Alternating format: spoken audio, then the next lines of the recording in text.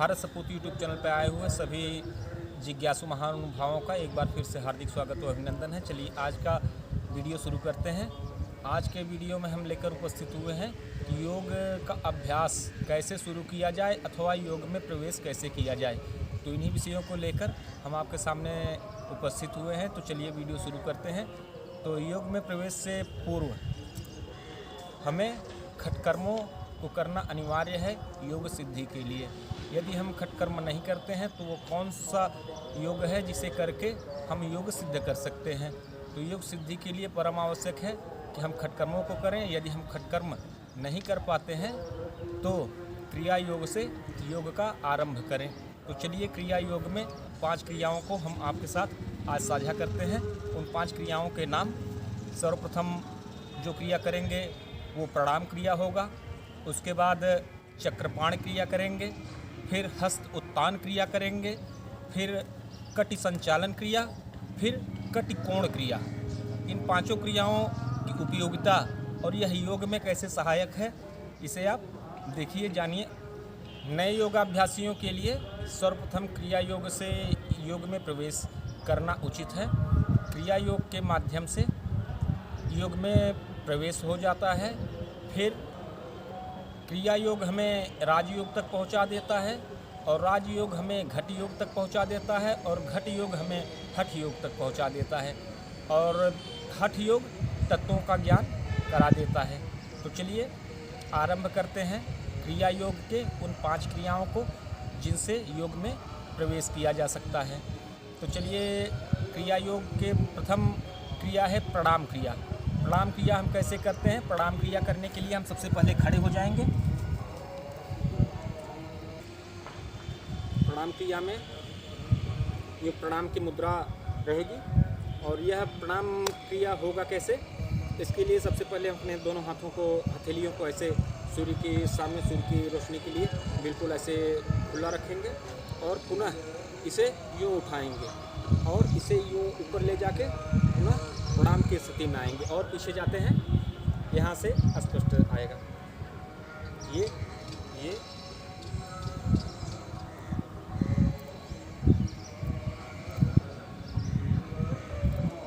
पर, पंछी का पर, पंखा जैसे पंछी अपने पर को फैलाता है उसी प्रकार से आप फैलाएंगे और अनुभव करेंगे कि इस क्रिया से आपके लंग्स की क्षमता विकसित हो जाती है। आपके लंग्स की क्षमता जो है 6 लीटर वायु को ग्रहण करने में सक्षम है, जिसमें कि हम सभी 10 ग्राम 5 ग्राम वायु श्वसन प्रश्वसन के माध्यम से ग्रहण करते हैं, उससे अधिक नहीं कर पाते।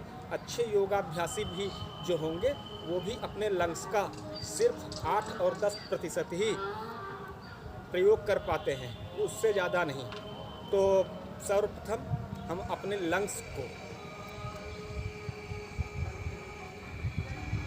उसकी क्षमता को बढ़ाएंगे। सर्वप्रथम हम लंग्स की क्षमता को बढ़ाएंगे इस प्रणाम क्रिया के माध्यम से।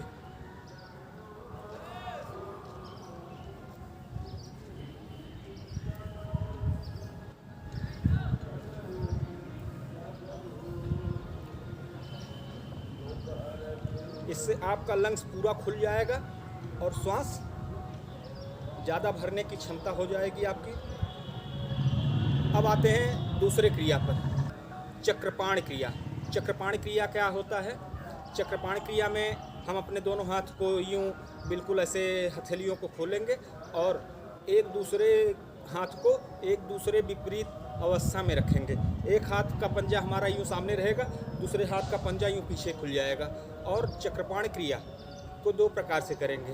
प्रथम प्रकार, इसको हम यूँ उठाएंगे, ले जाएंगे सर के बिल्कुल सीधे पे। ये सर हमारा जो है हमारे भुजाओं को यहाँ पे टेक दे के रोक लेगा और यह हाथ बिल्कुल स्ट्रेट होना चाहिए, ये बिल्कुल ऐसे, और ये पीछे की तरफ, ये पंजा पीछे की तरफ रहेगा। फिर इसका विपरीत क्रिया करेंगे बिल्कुल ऐसे।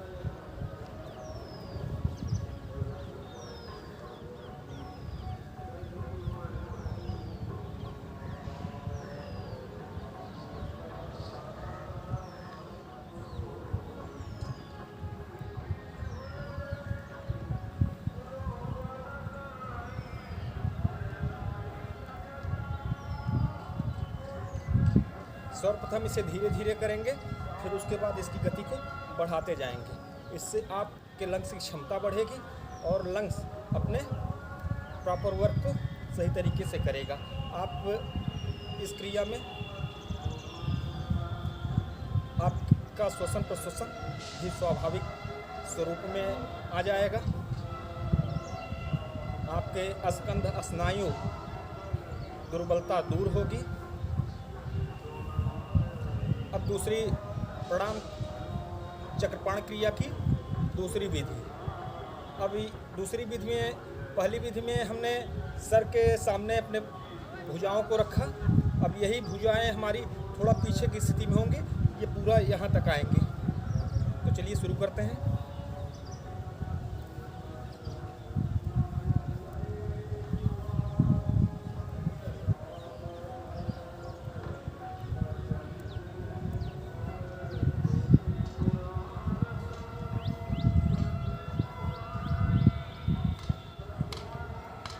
ये चक्रपाण क्रिया की दोनों विधि हो गई। इसके विशेष लाभ क्या क्या हैं, चलिए उसे जानते हैं। प्रणाम क्रिया, चक्रपाण क्रिया और जिन 5 क्रियाओं को हमने बताया, जिनकी विधि हम आपसे साझा कर रहे हैं, इन क्रियाओं का उद्देश्य हमारे श्वास प्रश्वास के स्वाभाविक स्वरूप में लाना है। हम अपने श्वास प्रश्वास को उसके स्वाभाविक स्वरूप में लेकर आते हैं। जैसे श्वास प्रश्वास यदि स्वाभाविक स्वरूप में नहीं होती तो हमारे अंदर विभिन्न प्रकार के रोग उत्पन्न होते हैं। बीपी, शुगर, कोलेस्ट्रॉल, हाथ पैरों का सुन्न हो जाना और हाथों में झंझनाहट, कोलेस्ट्रॉल, बहुत सारे प्रकार के रोग ऐसे हैं जो शरीर में उत्पन्न हो जाते हैं। तो इन क्रियाओं के माध्यम से हम अपने शरीर को निरोग बनाएंगे, शरीर के उसके वास्तविक स्वरूप में लेकर आएंगे। और इन क्रियाओं के माध्यम से दुर्बल व्यक्ति अपने शरीर के प्रॉपर शेड में आ जाता है, अभिप्राय बलवान हो जाता है। और मोटा व्यक्ति शरीर की चर्बियों को नष्ट करके अपने एक प्रॉपर शेड में आ जाता है। माने शरीर का स्वाभाविक स्वरूप जो होना चाहिए, जिस मानदंड पे शरीर होना चाहिए, शरीर में अवरुद्धता, शरीर के विकास में बाधक जितने भी जाति तत्व हैं वो शरीर से बाहर निकल जाते हैं। तो चलिए क्रिया योग के तीसरी क्रिया को देखते हैं, हस्त उत्तान क्रिया। हस्त उत्तान क्रिया के लिए हम करेंगे क्या कि सर्वप्रथम अपने दोनों हाथों को यूं, और हस्त उत्तान क्रिया के लिए अपने दोनों हाथों को यूं और इसे ऊपर की तरफ उठाना है। उत्तान माने उठना, उठाना, ये से फिर इसे नीचे ले आएंगे। जब हम हाथ को ऊपर लेके जाएंगे तब श्वास को भरेंगे, और जब हाथ नीचे आएगा तो श्वास को छोड़ेंगे, प्रश्वास करेंगे। ये श्वास, ये प्रश्वास, इसके साथ हम अपने आप को पीछे की तरफ जितना झुका सकें उतना झुकाएं। बिल्कुल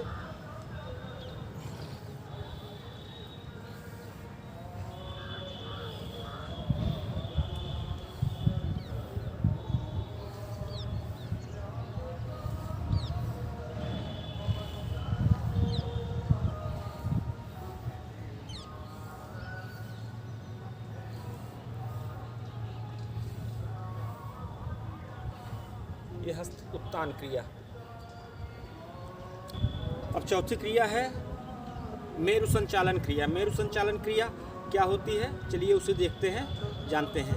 सबसे पहले हम अपने दोनों पैरों के बीच में थोड़ा सा गैप करेंगे। ये हमारा जो मेरु है इसमें एक संचालन हो, वो करेंगे कैसे? क्योंकि व्यायाम भी क्रिया योग का एक स्वरूप है। उसी क्रिया योग को हम आपके समक्ष लेकर उपस्थित हुए हैं, जिन्हें लोग व्यायाम के रूप में स्कूलों में और व्यायाम के स्वरूप में जानते हैं। उसी एक क्रिया को, जिसे मेरु संचालन क्रिया कहते हैं, उस क्रिया को करेंगे। बिल्कुल ऐसे और एक दाहिने हाथ से बाएं पैर के अंगूठे को और दाहिने हाथ से बाएं हाथ से दाहिने पैर के अंगूठे को, दाहिने हाथ से बाएं पैर के अंगूठे को स्पर्श करेंगे। बिल्कुल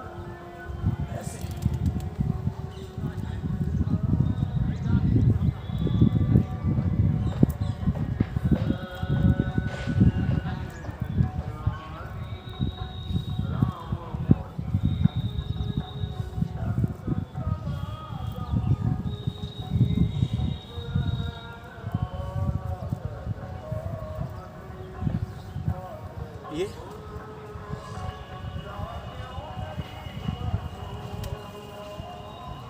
दूसरी क्रिया।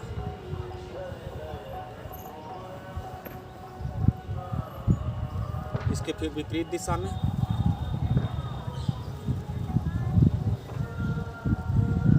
अब पांचवी क्रिया है कटिकोण क्रिया। कट माने हमारा ये कमर। अब कमर से हम एक कोण नुमा बनाते हुए क्रिया करेंगे। कैसे? हाथ को बिल्कुल आगे और आगे की तरफ झुकेंगे, बिल्कुल मेरुदंड को सीधा रखते हुए, जितना आगे की तरफ झुक पाएं, श्वास को बाहर छोड़ते हुए।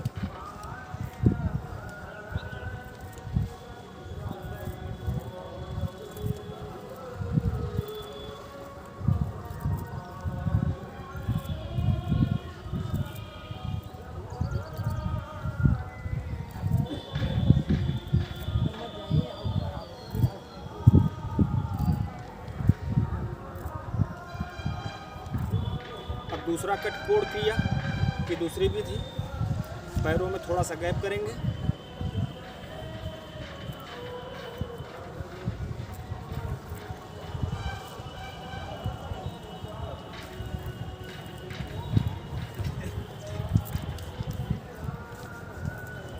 इन पांचों क्रियाओं को हमने बड़े थोड़े थोड़े समय में करके आपको दिखाया है, वो सिर्फ इसलिए कि वीडियो काफ़ी लंबा ना हो।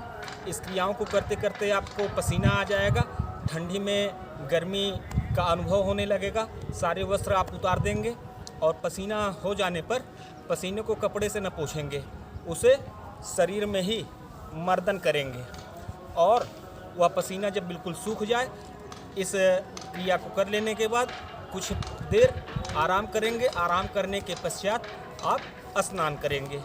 तो चलिए जानते हैं कि इन पांचों क्रियाओं का हमारे शरीर पे क्या लाभ पड़ता है। सबसे पहले हमारा श्वसन और प्रश्वसन अपने स्वाभाविक स्वरूप में आ जाता है। उसके बाद लंग्स की जो क्षमता है 6 लीटर वायु को धारण करने की, जो कि हम बमुश्किल बड़े बड़े योगाभ्यासी भी इसका 10% ही इस क्षमता का प्रयोग कर पाते हैं, उससे अधिक नहीं। तो उन क्षमताओं को भी विकसित यह क्रिया कर देता है। बहुत सारे लोगों की यह शिकायत रहती है कि हमारा शरीर मोटा है, हम आसन नहीं कर पाते, हम सांस को रोक नहीं पाते, श्वास फूलता है। तो इन समस्याओं से भी उन्हें निजात मिल जाती है। हाई बीपी हो अथवा लो बीपी हो, वो सामान्य हो जाता है। अस्थमा के पेशेंट के लिए ये बहुत बड़ा उपयोगी क्रिया है।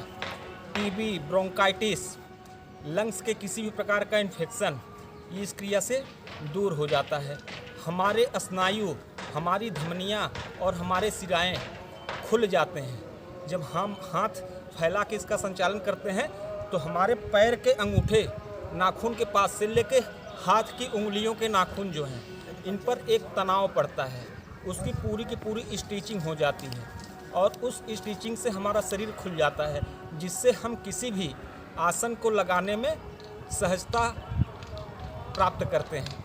तो इस क्रिया के 1 माह के अभ्यास से आप कठिन से कठिन किसी भी आसनों को लगाने में सक्षम हो जाएंगे। और सबसे विशेष बात आपसे बताते चलें कि श्रद्धेय स्वामी रामदेव जी द्वारा जो अनुलोम विलोम, भस्त्रिका, कपालभाति, प्राणायाम आप लोगों को बताया जाता है, इन 5 प्रकार के कर्मों को करने से आपकी भस्त्रिका, अनुलोम विलोम, कपालभाति खुद ब खुद स्वतः ही होती रहती है। जिन लोगों के हाथ पैर में सुन्नपन आ जाता है, हाथ का पंजा, पैर का पंजा ठंड पड़ जाता है, उनके लिए यह क्रिया रामबाण की तरह कार्य करता है। बीपी, शुगर, सर्वाइकल, थायराइड, थकान, कमजोरी, लीवर, किडनी, किसी भी प्रकार का ब्लॉकेज हो शरीर में कहीं भी, अनीमिया, कब्ज की शिकायत रहना, उदर के कोई भी शिकायत, भोजन का न पचना, इन समस्त बीमारियों में यह क्रिया रामबाण है। सिर्फ 1 माह के अभ्यास से आप इन समस्त रोगों से निजात पा सकते हैं। तो इन क्रियाओं को करिए और लाभान्वित होइए। तो चलिए इसी के साथ आज का वीडियो यहीं तक, मिलते हैं आपसे अगले वीडियो में। तब तक के लिए